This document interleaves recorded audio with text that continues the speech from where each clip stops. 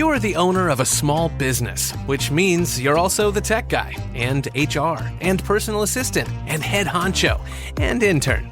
You could use another pair of hands, like the experts you'll find at Verizon Small Business Days, April 21st through 27th. Get a free tech check, special deals, and more. Call 1-800-483-4428 or visit verizon.com/smallbusiness to book your appointment. Verizon Business.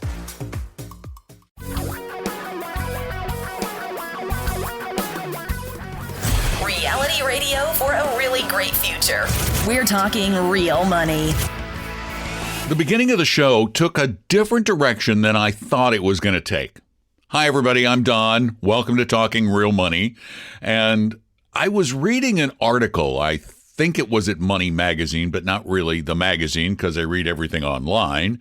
And it was about, there were a couple of articles. One was about how miserable people are with low interest rates right now. And yes, rates are low. Inflation is low. Now, inflation may come back someday, but if it does, then rates will start to go up again. So you'll have your higher rates, but they tie together. You're not going to get safety and high interest rates. And I know that's what you want, but I'm just telling you, you can't have it. Sorry. And the other article I read was about high yield bond funds and how people have been flocking to them in search of higher yields, higher income. Well, that's a dumb idea. Do you know what's in high yield bond funds? Yeah, they call them junk bonds for a really good reason. Because they're risky. And here's the thing about them. Their risk is generally in line with the risks of buying a diversified portfolio of stocks, and yet the historic returns of junk bond funds have been lower than the historic returns of a diversified equity portfolio. So it's a dumb idea because you can get yield other ways. We talked about it on past podcasts. But that's not what I really want to talk about because it's simple. Don't buy junk bond funds. But I noticed something in doing some of my research on junk bond funds just to see where they were today. And I was looking at a couple of them that were recommended by Morningstar, both actively managed. Well, I looked at a couple others, but these two stuck out like sore thumbs. Actually, one like a sore thumb, one like a very healthy thumb. The two I looked at were the Vanguard High Yield Corporate Bond Fund, which is VWEHX, and the PIMCO High Yield C Shares, which is PDHCX. One you have to buy on your own. The other you buy through a broker. And the reason I use the C shares is because using the A shares makes it a difficult comparison because the A shares have a 5.75% initial commission, whereas the C shares roll that commission into a fee called a 12B1 fee. So that's a more fair comparison because the broker's got to get paid some way or another if you're going through a broker. So the C shares, which I don't like, but I'm going to use it as a comparison. And something interesting occurred to me. The current yield as of today, which is Friday, the 21st of August on the Vanguard, well, as of last night, was just over 5%. Just over. The PIMCO had a yield of just under 4%. And you might be thinking, well, maybe that's because it's a safer fund. Maybe it has a lower yield because they don't take as much risk. That's what you would think, right? Wrong. You see, the Vanguard Fund has an expense ratio of 0.23%, while the PIMCO High Yield C has an expense ratio of 1.65%. That is dramatically more expensive, and if you add that 3.84 to the 1.65, you get 5.49. So if you subtract Vanguard's 0.23, then it's 5.26. So it's actually a higher yield before expenses than the Vanguard fund. And that's because it's a junkier portfolio. The Vanguard fund, both the Vanguard and the PIMCO funds have 91% of their portfolio in junk bonds, triple B or lower. But at the highest rating in the junk category, Vanguard has 50% in double B and 37% is in double B over at PIMCO. So PIMCO has a riskier portfolio and a higher fee, and it's reflected in the yield. You see, there's no magic. There's no magic to managing money. The more you pay in fees, the less you're going to make. All other things being equal. And they are in this industry. It's such a massive industry that almost everything else is equal. And if the yields are comparable, even after the higher fee, then that means more risk is being taken. It's a really simple formula. If you want a higher return, you have to get your fees down or you have to take more risk. It's pretty much all there is to it. Fees really do matter. And you know what's interesting about that PIMCO fee? Is that fee is higher than what you would pay the kind of really good fiduciary advisors that we believe make sense. You're paying more for impersonal management than you would be paying for personal management.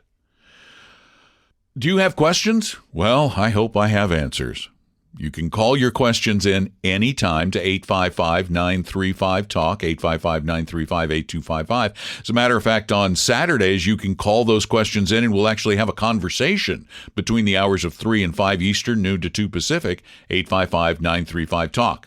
You can also go to talkingrealmoney.com, click the contact button, and you can record your question there. Just speak it into your computer or your computer mic, or you can type it up, which for some reason seems to be the preferred way of doing things. So let's start with today's first written question. Subject: add a high dividend yield fund to portfolio. Hi, Don and Tom. My traditional IRA at Vanguard is following the Bogleheads 3-fund portfolio: Total U.S. Stock Index, Total International Stock Index, and Total U.S. Bond Index with a slight tilt to small cap. I was doing some rough calculations, and if I were to take about 30% of the Vanguard Total International Stock Index and put that in a high dividend yielding fund like Vanguard's High Dividend Yield Index, the dividends generated from all of the funds would provide the bulk of the money I would need on an annual basis in retirement, and thus minimize the number of shares I would have to sell annually. In your opinion, would this be a good approach, or should an investor just focus on the total return of the 3-fund portfolio? Well, I actually did the math. Of course, I didn't factor in the slight tilt to small cap, but I assumed that you were 33 between the international, the U.S., and the total bond. If you took 30% out of the U.S., the total international U.S., and you put that into the high yield fund, the high yield dividend fund, the dividend fund, you would change your current yield right now. Again, tossing out the small cap. We're just assuming your entire portfolio is in the 3 funds. Those 3 funds are yielding right now, dividend yield and interest rate yields, about 2.3% per year, according to Morningstar. If you toss that 30% of that one fund into the dividend fund, you would only increase your yield as of today to a little under 2.5%. So you're really not looking at much of a difference. Plus, you should be rebalancing regularly between those 4 funds every year. Adding a 5th makes that a little bit more complicated. And you can use, in addition to your dividend and income, you can use some of the proceeds from that rebalancing to add to your income, your spendable income for that year. The other thing you do by changing funds is you reduce your diversification. Because remember, those same dividend funds that you would buy in those same dividend stocks, I should say, that you will buy in that dividend fund, well, they're already in your total U.S. stock fund. So you would be focusing, again, in just some of these big companies that pay dividends, and you would be actually damaging your diversification. So I don't see any reason to do it. I don't think 0.2% is going to make that big a difference over time. And I think you'll make that up, not by actually needing to sell much over and above what you rebalance, but just using some of the rebalancing assets. So there you go. There you have it. You want to send in a question? Go to talkingrealmoney.com. You want to talk with one of our advisors for a little while? Go to talkingrealmoney.com or go to vestry.com and set up an appointment. We do that all the time. As a matter of fact, I'm joining in a meeting on Monday with somebody who came to us that way, who has a more complex portfolio and wants us to look it over. We do that for free, and we never put a high-pressure sales pitch on you. So check that out. And let's take another written question. This one is about a home mortgage, and it's nice and short. I am 75. Would it be wise if I tried to get a mortgage on my free and clear house? Probably not. Depends on what you do with the money.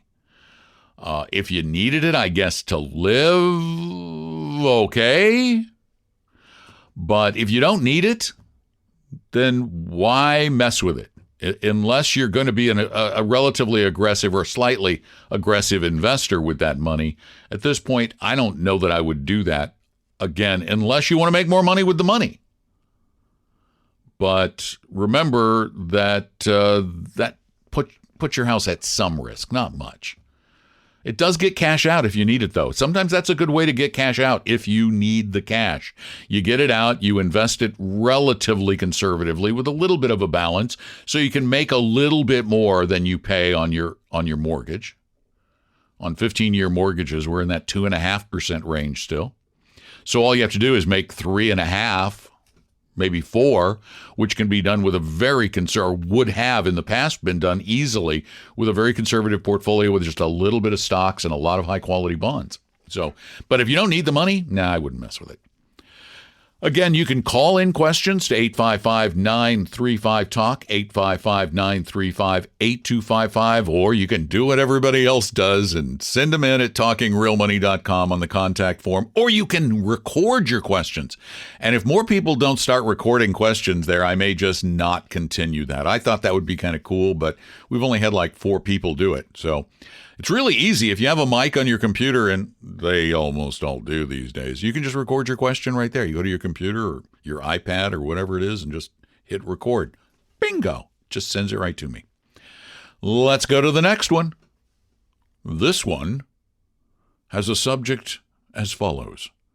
Bye-bye to short-term bonds and treasuries. I have followed your advice for over 10 years and maintained a 60-40 equity fixed income portfolio until the Fed action as a result of COVID-19. Although I maintain a 9% interest in TIPS reluctantly, Treasury inflation-protected securities, I sold all of my short-term U.S. Treasuries and bonds in favor of returns greater than 0.6. During May 2020, I sold 30% of my portfolio in favor of 3 stocks: Dow Chemical, AES, which is a power company, and SO, which is the Southern Company, power, utilities, While I understand the risks of owning individual stocks, the idea of purchasing bonds for ballast and all the other arguments made for a risk-balanced portfolio, the Fed action made me pull the trigger on $200,000 worth of purchases, and I won't look back. The yields are great. The capital appreciation on AES has been a pleasant surprise, and I'm using the cash dividends now to purchase more shares in the equity index funds that have underperformed. I thank you for the advice you gave me 10 years ago at your seminar. Still have a well-diversified equity portfolio of Schwab and Vanguard index funds. I felt the time had come to follow my common sense and trade some risk for 6 to 8 times more return than short-term fixed income bonds/treasuries were providing. Well, if it's comfortable, but I would never suggest this to anyone unless it was someone who was willing, who truly, what you've done now is you've taken your portfolio from one that roughly 60-40 equity fixed income portfolio, that would have had a worst case year of maybe a 25 or 30% decline. And you've now turned it into a portfolio that really truly does have the risk of a 50% plus decline because it's all equities. And you have created a situation in which you can lose. If 30% of your portfolio went into these 3 stocks, now you have a situation where I don't care how smart you think you are, where you could lose 10% or more of your portfolio like that. And you will never convince me that you are smart enough to know right before a company is going to go bankrupt, because there have been a lot of great companies. There have been a lot of great companies. Let's do that again. There have been a lot of great companies in this country that have gone bankrupt, including a number of utilities and giant industrial firms. And the risk you are taking now is the kind of risk we would never suggest anyone take unless they were comfortable with a very high level of volatility and the out-and-out, no doubt about it, risk of possibly losing a big portion of the portfolio permanently. We don't think this is a good idea, but if you think your common sense makes more sense than historical data, you go for it. But what this tells me is that you think you're smarter than the market. That's what it tells me. And I can tell you, based on 30 plus years of experience talking to people, you're not. Call me with your questions at 855-935-TALK, 855-935-8255. And let's do our last question for today's podcast. Subject: investment allocation, stocks versus bonds, and Social Security benefits. I'd like your thoughts on this topic.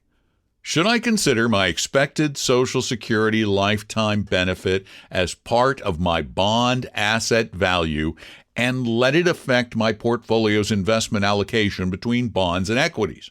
Or should I ignore Social Security and other annuity assets when calculating the investment asset allocations? When calculating the percentage of asset allocations in bonds versus equities, I use Jack Bogle's rule of 100 minus my age. I'm 67, waiting until 70 to take Social Security. At that time, my benefit will be $43,000 a year, and I calculated a lifetime value of $860,000, assuming a life expectancy of 90. This value could be even larger if I consider my younger spouse's survivor benefit and include her life expectancy. As you must know, this large value can seriously affect equity allocation considerations in a modest portfolio. Thanks for taking my question. This comes back to the purpose of bonds in a portfolio. Bonds don't just exist to provide income.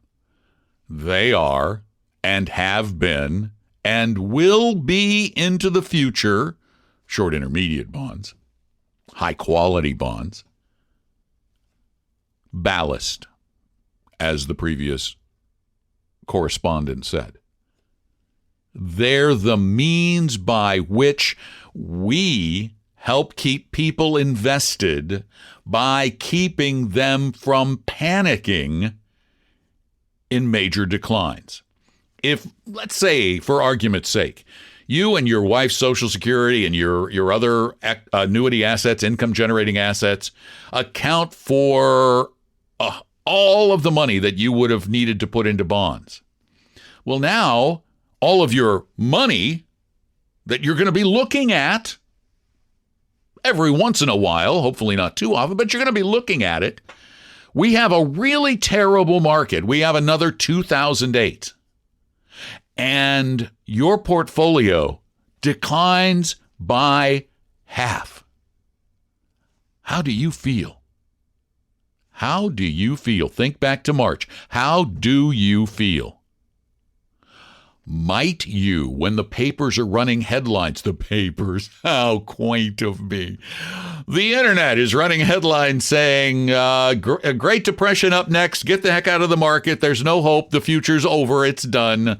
What are you going to do? Are you going to stay invested, or are you going to join the general panic? The problem is, too many people join the panic. That's why it's important to have a portfolio with a comfort level built in. Lower your greed, increase your comfort level. So that you stay invested, so that you go, oh, yeah, I knew a 20% decline could come, and I said I could handle that. Put it in writing, too. By the way, if you put it in writing, it's like a commitment to yourself. But if you have all of your money in equities, not many people can take 100. They can't. They say they can until it happens, and then they can't. So be happy you have those. Maybe you can be a bit more aggressive since you don't need income from those, but make sure it fits your risk tolerance. Go to TalkingRealMoney.com. Take the free risk quiz.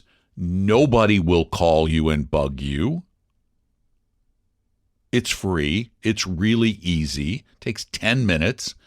And find out what you're comfortable with.